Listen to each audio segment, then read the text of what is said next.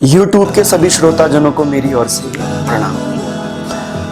सनातन धर्म से जुड़ी हुई प्रत्येक रहस्यात्मक तथ्यों को जानने के लिए इस चैनल को सब्सक्राइब जरूर करें। YouTube के सभी श्रोताजनों को मेरी ओर से प्रणाम। आज की इस वीडियो में हम लोग स्त्री जब गर्भवती होती है तो गर्भवती होने के बाद क्या स्त्रियां शंकर भगवान की पूजा कर सकती हैं या किसी अन्य देवी देवता की पूजा कर सकती हैं या नहीं। यह प्रश्न मेरे से किसी माता जी ने पूछा है, तो मैं चाहूँगा कि आपको इसका उत्तर मैं शास्त्रों के प्रमाण के माध्यम से दूं, क्योंकि मेरे जीवन का एक ही है लक्ष्य, ना इसकी ना उसकी, मात्र केवल शास्त्रों का पक्ष। इसलिए शास्त्रों के तथ्य प्रमाणों के माध्यम से यह मैं आपको जरूर बताऊंगा, क्या स्त्रियों को गर्भ अवस्था के समय जैसे भगवान शंकर जी के ऊपर अभिषेक करना है या देवताओं का स्पर्श करना है, यह जो भिन्न भिन्न प्रकार के देव पूजन आदि कार्य हैं, क्या स्त्री कर सकती है या नहीं। तो सबसे पहले मैं आपको यह जानकारी अवश्य दे दूं कि जब कोई स्त्री गर्भवती होती है तो गर्भवती होने के बाद जब वह 5वां महीना क्रॉस कर लेती है और 6वें महीने में प्रवेश करती हैं, तब 6वें महीने से देवादि कार्य, देव स्पर्श आदि कार्य स्त्री के लिए वर्जित हो जाते हैं। अब कई माताएं कहेंगी, ये तो अपने आप से कह देते हो, क्यों हमारे ऊपर जुल्म करते हो, स्त्रियों ने ही क्या बिगाड़ा है, हम क्यों नहीं भगवान की पूजा कर सकती, क्यों नहीं हम भगवान को स्पर्श कर सकती। देखिए, मैं कौन होता हूँ किसी माता को रोकने वाला। प्रत्येक माता का, प्रत्येक व्यक्ति का भगवान के ऊपर पूर्ण अधिकार है, लेकिन कुछ शास्त्र की मर्यादा भी हैं।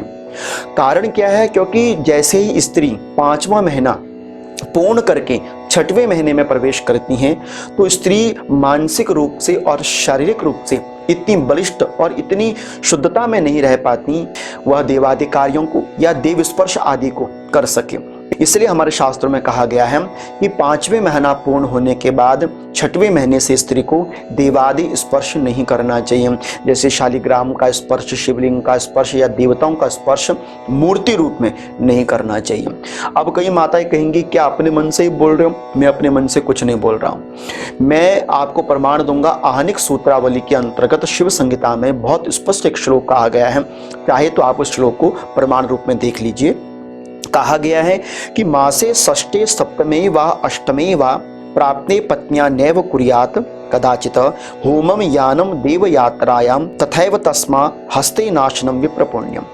अर्थात कि कोई भी स्त्री जब 6वें महीने में प्रवेश करती है तो 6वें महीने के बाद होमादि कार्य, कोई यात्रा का कार्य, किसी वाहन पर आदि चढ़ने का कार्य नहीं करना चाहिए।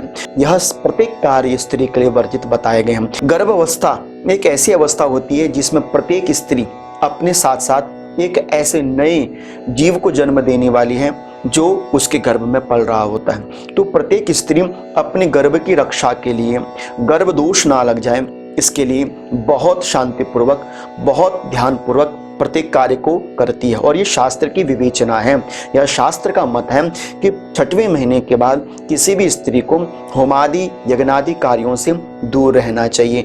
लेकिन इसका मतलब ये नहीं है कि आप भगवान शंकर जी की पूजा नहीं कर सकते। इसका सीधा सा अर्थ यही है कि 6वां महीना होने के बाद केवल आपने शिशु का ध्यान देना है, लेकिन जैसे गर्भ अवस्था में हरिवंश पुराण का पाठ या किसी ग्रंथ का पाठ या गीता का पाठ या कथाओं का श्रवण आदि करना, देवता की पूजा करना, यह वर्जित नहीं कहा गया है। यह अवश्य करना चाहिए। कारण, क्योंकि जो भी आप शुद्धादि कार्य करते हैं उसका सारा प्रभाव आपके गर्भ अवस्था में बैठे हुए बच्चे को पड़ता है। इसलिए माताओं को केवल देवादि स्पर्श कहा गया है, वह भी तनिक शुद्धि के कारण। स्त्रियों का मानसिक और शारीरिक रूप से शुद्धि का अभाव रहता है, इसलिए देवादि स्पर्श कार्यों को वर्जित कहा गया है। आप बैठकर अपनी परिवारजनों के हाथों से वह पूजन करवा सकते हैं और वहां पर आप बैठकर हाथ जोड़कर समस्त पूजा का फल प्राप्त कर सकते हैं। लेकिन शास्त्र की यही अनुमति है कि 6वें महीने के बाद किसी भी स्त्री को देवादि स्पर्श कार्य नहीं करना चाहिए। यही उसी के लिए उचित है। बाकी आपकी जैसी मर्जी है, आप वैसा कर सकते हैं। यह जो कार्य था वह मैंने आपको बता दिया। यदि रुद्राभिषेक भी आदि कर्म करना हो तो अपने पति के माध्यम से करवाएं। आप केवल हाथ जोड़कर भगवान का दर्शन करें। इस तरह से जितनी शुद्धता आप रखते हो हो, जितनी पवित्रता आप रखते हो, उतना ही फल आपको और आपके गर्भ में पलने वाले शिशु को प्राप्त होता है। इस तरह से यदि इस गर्भ अवस्था से संबंधित कोई भी शंका अगर आपके मन में हो तो आप मेरे से इंस्टाग्राम पर जुड़ सकते हैं और मुझे आप अपने प्रश्न पूछ सकते हैं। अगर आपको यह वीडियो अच्छी लगी हो तो इस वीडियो को लाइक, शेयर और चैनल को सब्सक्राइब जरूर कर लीजिए। तब तक आप सभी को मेरी ओर से अनंत अनंत कोटि वंदन, प्रणाम।